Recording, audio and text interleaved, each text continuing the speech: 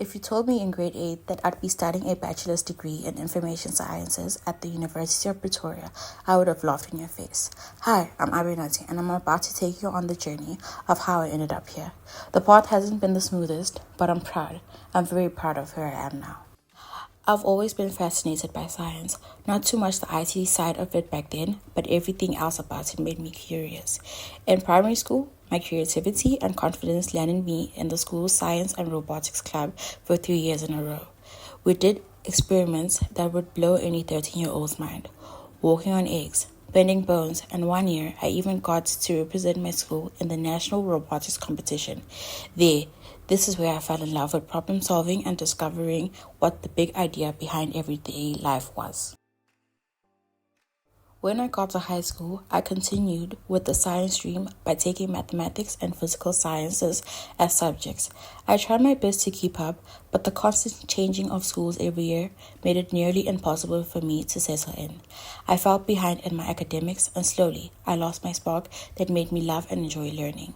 It was a dark time. I withdrew from everything that used to bring me joy and excite me. All of a sudden, something small but huge happened. I got a puppy. Her name's Oli. And just like that, I had love and purpose again. I developed a deep connection with animals and saw myself as a veterinarian and set goals of becoming one in the future. The goal gave me something to work towards, but this didn't last for too long.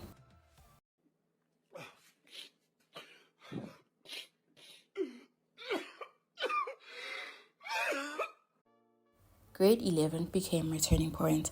I went on a university tour and started to understand how important this year was for my future.